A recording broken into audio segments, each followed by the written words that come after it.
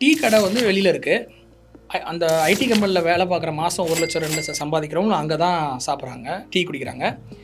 அதே வெளியில் இருக்கிற ஆட்டோ ஸ்டாண்டில் இருக்கிற அதே டீ கடை ஆட்டோ டிரைவரும் அதே டீ கடையில் தான் டீ குடிக்கிறார். இது எதனால அப்படின்னு பார்த்தீங்கன்னா, அந்த டீ வந்து 10 ரூபா இருந்தனால.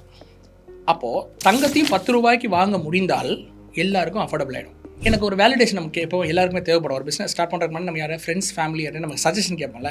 அந்த மாதிரி எனக்கு தெரிந்த ஒரு ஃப்ரெண்டுகிட்ட நான் வந்து நாலேஜபிள் கன்சிடர் பண்ணுற ஒரு பர்சன்ட்டை போய்ட்டு இந்த ஐடியா நான் சொல்கிறேன்.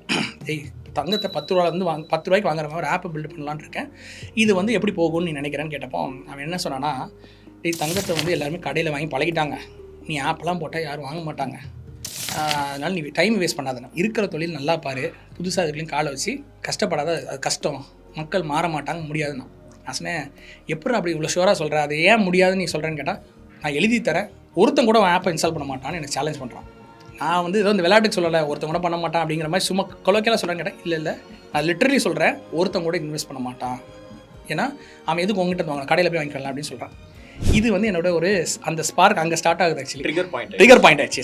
முடியாதுன்னு சொன்னல, நீ ஒருத்தன் கூட இன்வெஸ்ட் பண்ண முடியாது சொன்னல, ஒருத்தன் கூட இன்ஸ்டால் பண்ண மாட்டேன், நான் பண்ணி காட்டுறேன், அட்லீஸ்ட் அந்த ஒருத்தர் இன்ஸ்டால் பண்ணாங்களா பார்ப்போம்னு ஆரம்பிச்சது. இன்றைக்கி ஒரு 5 லட்சம் கஸ்டமர்ஸ் யூஸ் பண்ணி நம்ம பேசிக்கிட்டு இருக்கிற டைமுக்கு இப்போவும் மக்கள் யூஸ் பண்ணிட்டு இருக்காங்க நம்ம ஆப்பை. சென்னையில் மட்டுமே கிட்டத்தட்ட ஒரு 30,000 ஆட்டோ டிரைவர்ஸ் ஆரோகோல்ட் ஆப் யூஸ் பண்ணுறாங்க இப்போ நம்ம பேசுகிற டைமில்.